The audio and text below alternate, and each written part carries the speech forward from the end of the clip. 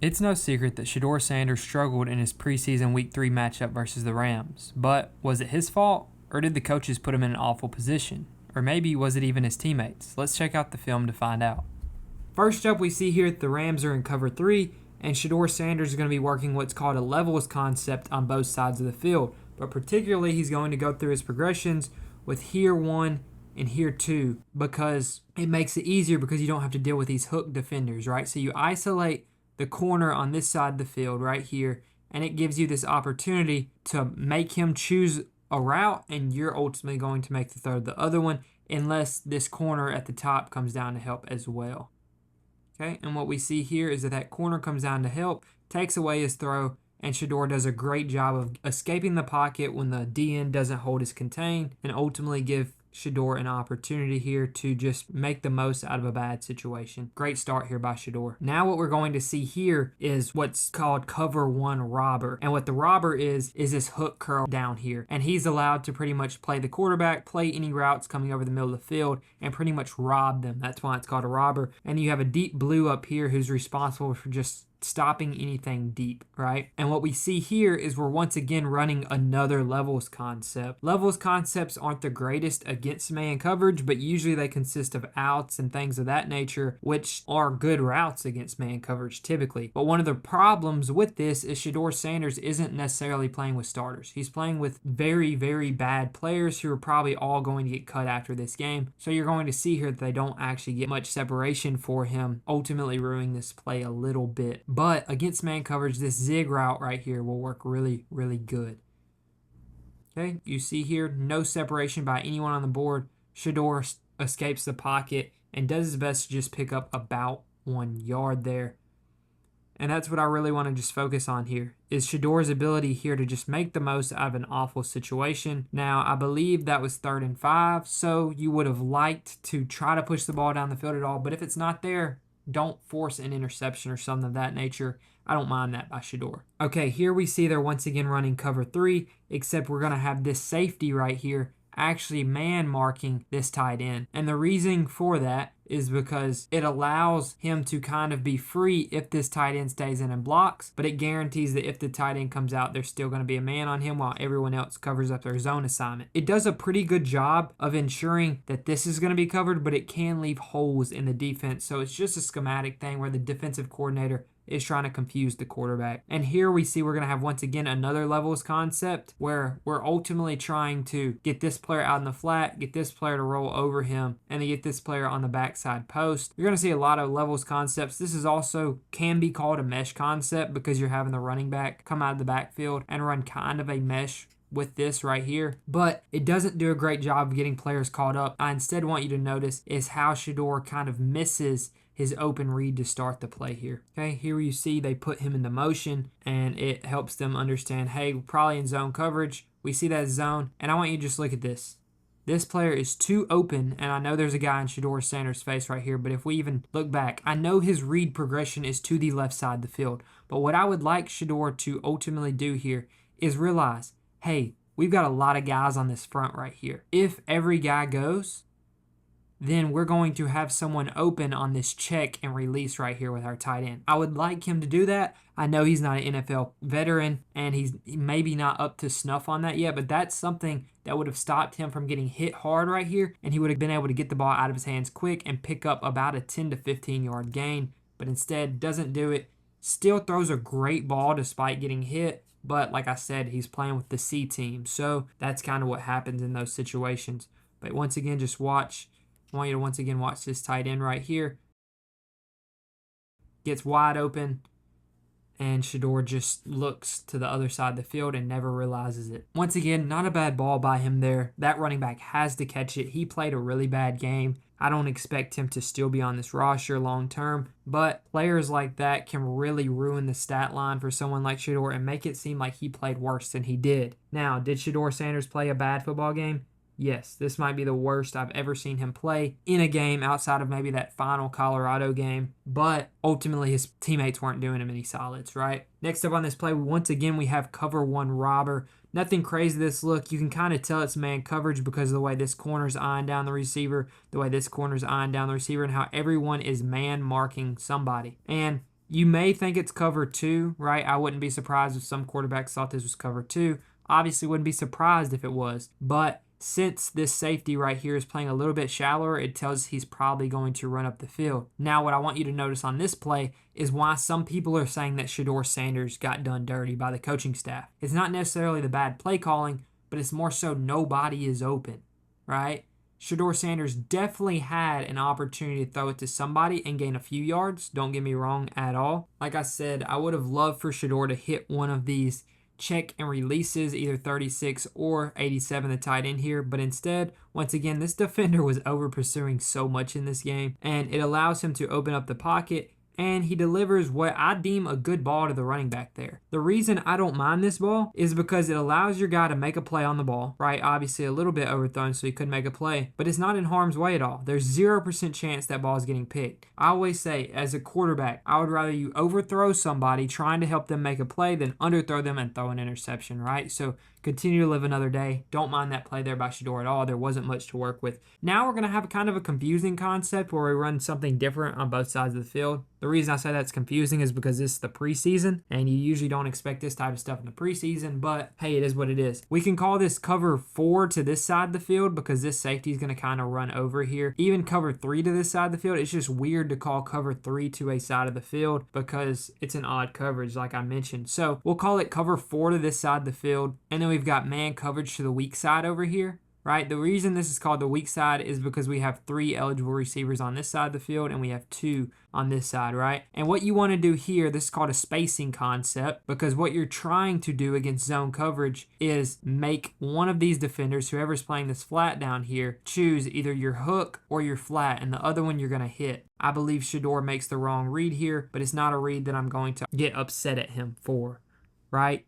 Gets it out to his running back quick, gets the ball out of his hand. I don't mind that at all. But what I would have liked for him to notice here is the eyes of 43, right? 43 is reading his eyes. He's going to break on this football before you even start your throwing motion, right? So what I've liked for you to do is maybe pump it and then hit 87 right there. 87 is a baller. I'm not going to lie. When I was watching this film, I was like, 87 is a really solid player who I feel like a lot of people don't know about. I didn't really know about him. I don't keep up with the Browns that much. And I'm not saying he's David Njoku or anything, but he did a really good job running the right routes often. Really enjoyed watching him. Here we are going to see, once again, another zone coverage concept where they're making things weird, right? We're man marking this receiver with this safety, and we're running cover 3 across the board. Except we're actually leaving this side of the field open because that's what happens when you do weird things like man mark players, right? So what are you reading here? We're probably reading 1 to 2 to 3,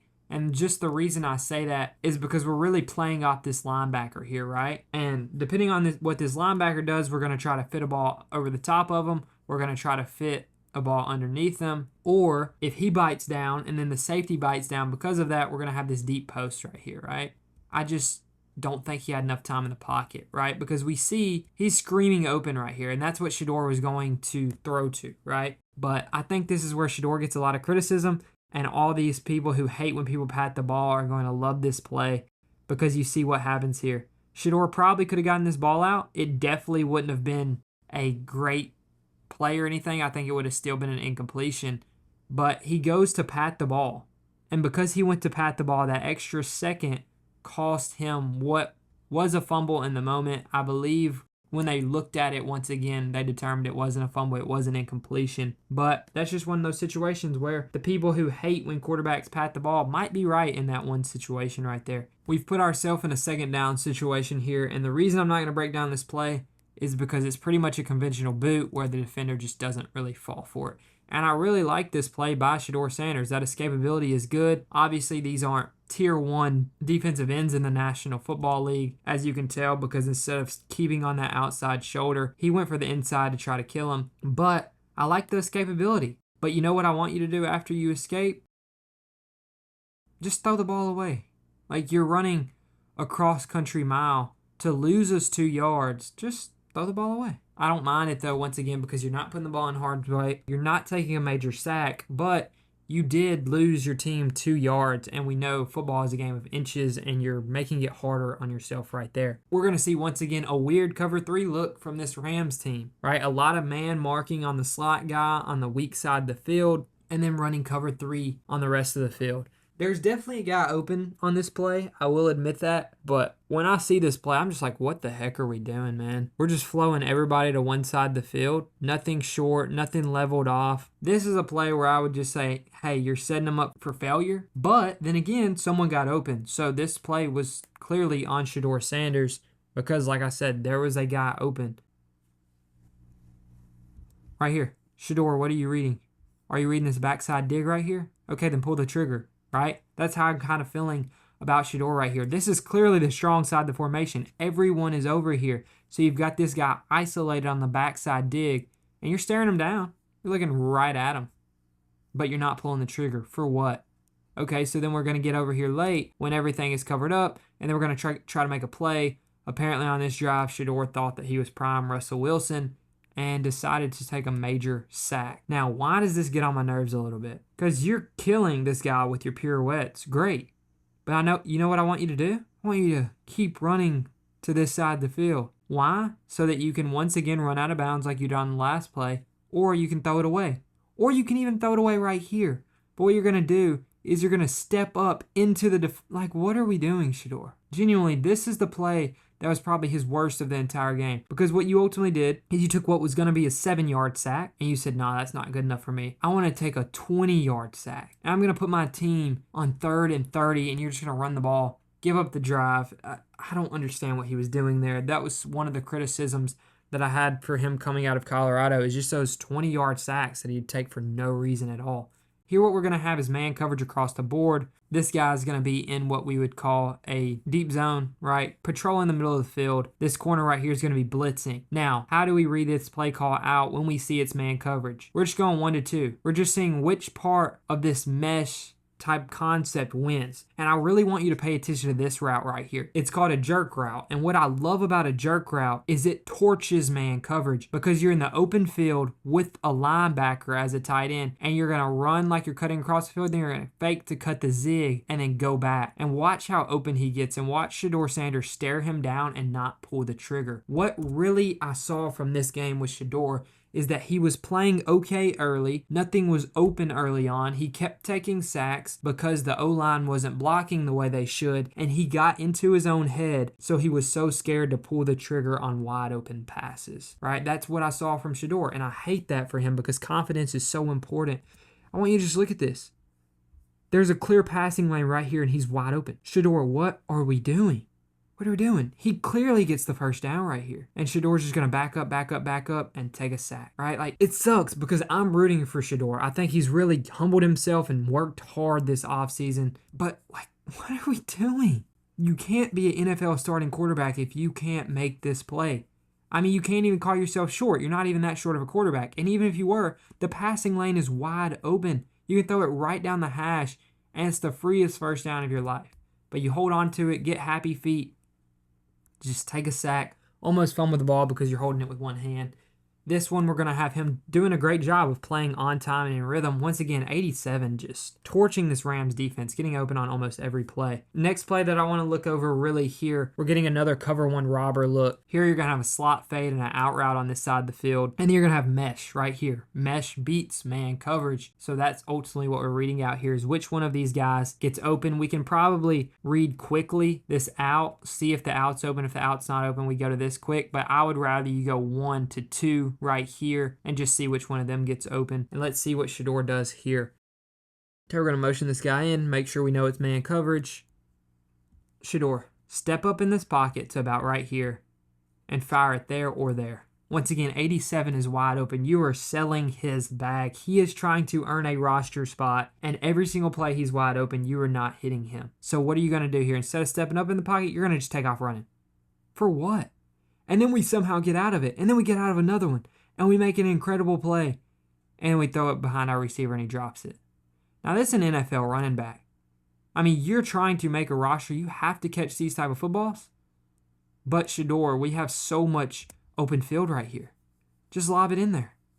I know you're panicking. You're full of adrenaline. You just broke 3 sacks. but you just turn a bad decision into a great play into an awful play. And that's one of the frustrations is like he has the talent, he has the ability to be an NFL quarterback, but he got in his head in this game and he prevented himself from doing what he's able to do. He can play on time and in rhythm, but he got in his head after getting pressured on a few plays and saying that nothing was open. So when things were open and when he wasn't getting pressured as much, he was ruining the plays that he had, right? And I hate that because I'm a big fan of Shedeur Sanders. I hope that he's successful. I don't think that he's ever going to be like a top 10 NFL quarterback or anything like that. But I think he can be a starting caliber quarterback in the NFL. And I think he has the potential to be the best quarterback on this Browns roster. And I think that's why it's so frustrating to see stuff like this happen. But I'm rooting for him. I hope that he figures it out. And I know he's probably not going to get to play this season after what happened in this game. But I genuinely do think that if Shedeur Sanders puts in the work, gets out of his own head, he can be a good quarterback in the NFL.